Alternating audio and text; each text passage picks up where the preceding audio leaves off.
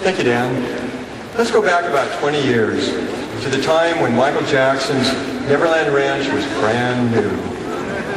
And let's suppose that Michael has just hired you to manage the development and operation of his ranch.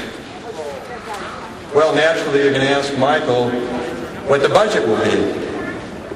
So Michael goes to his desk. There's a check off of his checkbook, fills it out, signs it, and hands it to you. You look at the check, and you're amazed. Michael has written you a blank check. Well, now what are you going to do? Well, what would anyone do with a blank check?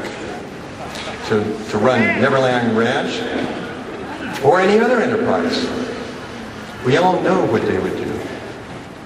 They would find an endless list of things to spend money on, and they would find good reasons to spend all of that money.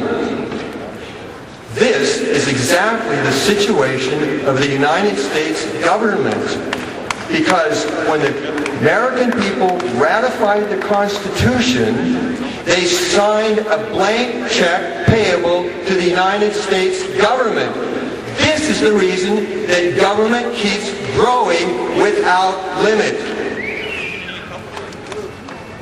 Now, I've represented this in a poster that I have to my right, and because not everybody can see it, I'm going to tell you what's on the poster.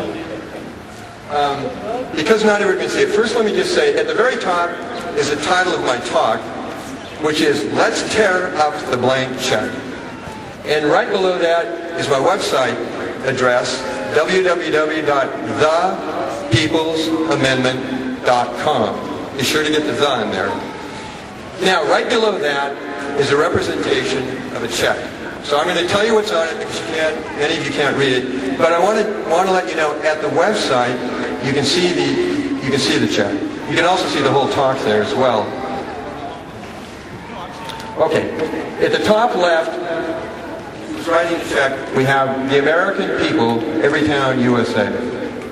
And in the signature line at the bottom then, we have the American people. It's signed by the American people. Now in the middle of the check, we have paid to the order of the United States government. Okay. Now what's of interest is that on the date line it says date of ratification. And that means the date the Constitution was ratified. And in the fields for the money, it's blank. This is the blank check. All right. Now, the framers of the Constitution no doubt thought that if we're electing our members of Congress, we have adequate control of the government. But it turns out that representative government contains within it a structural deficiency such that the incentives are to drive up the cost and size of government without limit. Now, why is this true? Barney Frank! Because each legislator wants to bring home the bacon to their constituents. Each legislator wants to bring home federal revenue to their constituents. And there's no limit to this because the check is a blank check. What about my revenue? So what do we need to do? You tell me. We need to tear up the blank check.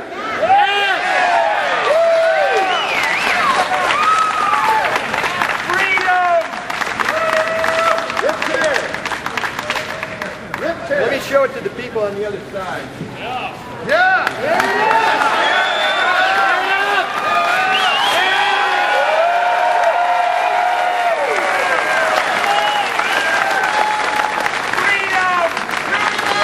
We need to tear up the blank check and replace it with a check that puts a ceiling on government income.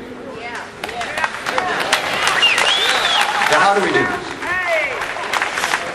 We need a constitutional amendment that I call the People's Amendment. This amendment establishes a ceiling on government income and gives control of the ceiling to the people. This is illustrated in my next poster, which is over here. And again, because not everybody can see it, I'll describe it. Much of the poster remains as like the other one. In the upper left is American people, every town USA, and on the signature line it's signed by the American people. In the middle it says paid to the order of the United States government. Now on the date line it says date of popular vote. This is because under this amendment, this ceiling on government income can be put on the ballot every 2 years on the congressional elections based on an initiative process in which a sufficient number of signatures are collected in each of the states. Okay, we're familiar with that because Washington has an initiative process. Make sure they're not acorn. Now, in the money field, we've got percentage of GDP. And what we're doing is we're expressing the ceiling on government income as a fraction of the size of the economy, or GDP. And the reason for doing this is so the government can grow with the economy instead of like putting in a fixed dollar value. However, there's no objective value, there's no objective rationale for fixing the value of that fraction. So I envision that over time, the American people will reduce the ceiling, making it smaller and smaller and smaller. And this will motivate the government to make its operations more efficient, and it will motivate the government to take all the activities out of the government that we can get out of there and put them into the private sector where they will benefit from the incentives of competition. Yes, yes! Repeal the Federal Reserve! In everyday terms, Crack the code. the People's Amendment says that the government must live within its limits.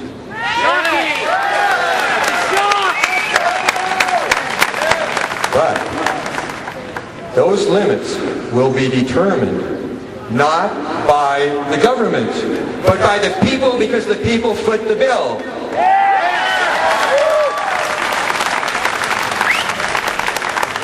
So how do we get a constitutional amendment approved? We follow the example of the women's suffrage movement and establish a grassroots movement in support of the amendment.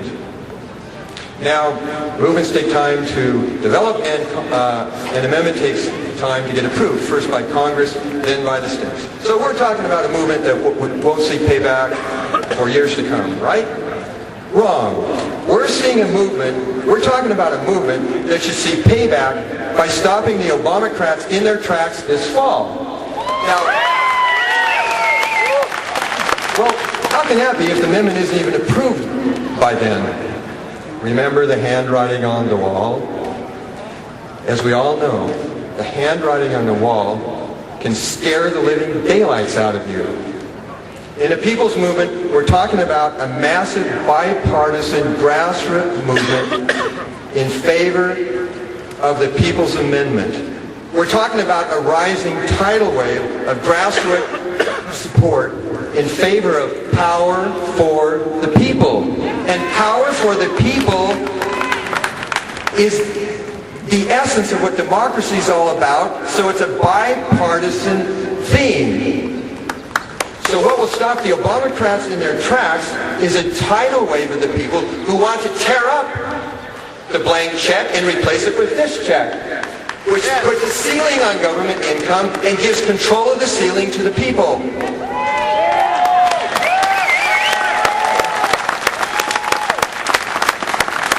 What will stop the Obamacrats in their tracks is a tidal wave of the people who want the people to control how much money the government takes from them.